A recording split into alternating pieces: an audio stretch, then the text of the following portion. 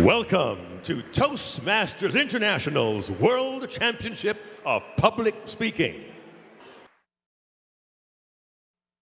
Please welcome our next contestant, Eric Feinendegen, Mislabelled.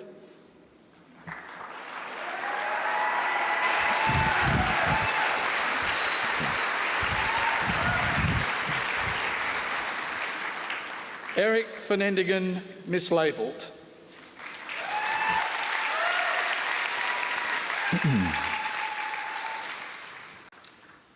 Each one of us, as we enter the world, are given a label, boy or girl.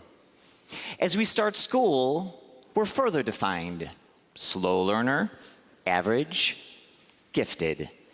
As an adult, it gets worse. We're judged from the clothes that we wear, to the car that we drive, to the house that we live in. Master Contest Chair, fellow Toastmasters, what happens when we're mislabeled? It was a week before Thanksgiving 2013. I was chaperoning my 6-year-old daughter, Rachel, to her friend's birthday party being held at the local entertainment center. The building was filled with the sounds of dingin', cha-chingin', and birthday singing.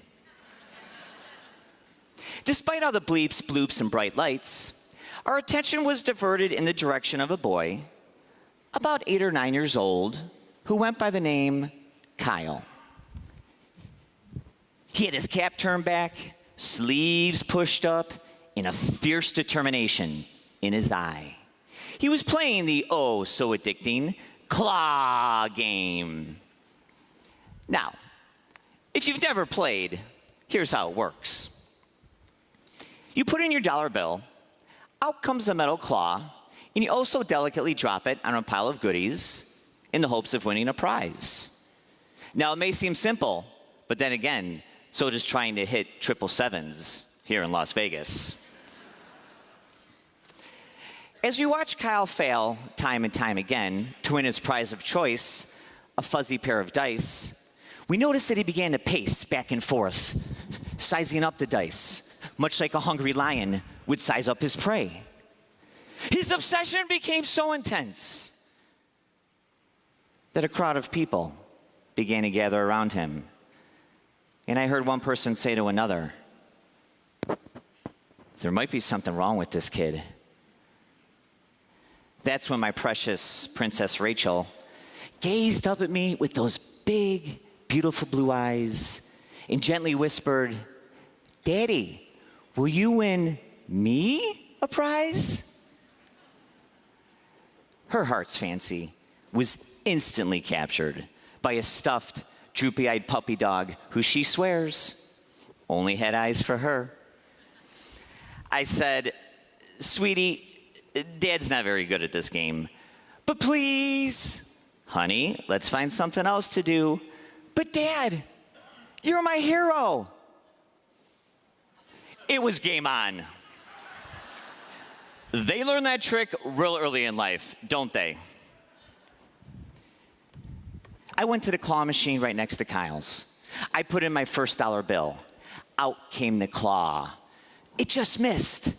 And the whole crowd went, "Oh." I put in my second dollar bill. Out came the claw. It got jammed. And the whole crowd went, "Oh." I put in my final dollar bill, and I swear, I could hear George Washington chuckle and see him wave goodbye to me on the way into that machine. Out came the claw. It caught the puppy dog. He was on its way over to us when, just at the last moment, like that monster fish almost in the boat, it slipped off the hook. And the whole crowd went, "Oh." I just stood there, speechless, hopeless, prizeless, drenched in defeat. As the crowd began to disperse, we noticed Kyle still standing there, just staring at us, analyzing us much like a doctor would a patient. And I heard someone say yet again, there might be something wrong with this kid. Rachel and I went back to the party. We had our fill of more pizza, games, and birthday cake. But the whole time, I couldn't help but wonder, did Kyle ever win his prize? As we were leaving, I went back over toward the claw machine. There I saw Kyle's dad. I gave him the father-to-father nod and asked, did he win anything? Before he could respond, I felt a tap on my left arm. And it was Kyle standing there. And he firmly placed something in the palm of my hand without speaking a word. It was the stuffed, droopy-eyed puppy dog I was so desperate to win for Rachel.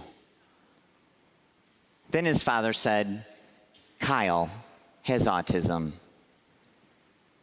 He doesn't say much,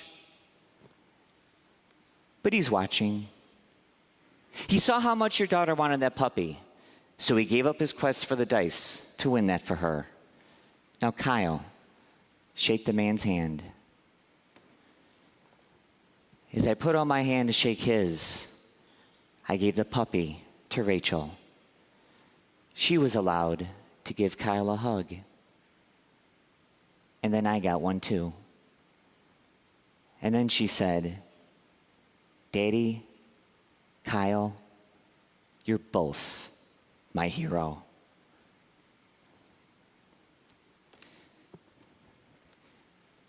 Have you been given a label in your life? Kyle's kindness teaches us to look past that label. Because you see, when you look in here, there was nothing wrong with Kyle. But some people might label him simply as a child with autism and nothing else. Kyle's kindness changed that. I encourage you, the next time you're given a label, remember Kyle's kindness. Because for Rachel and myself, his label will forever be hero. Master Contest Chair.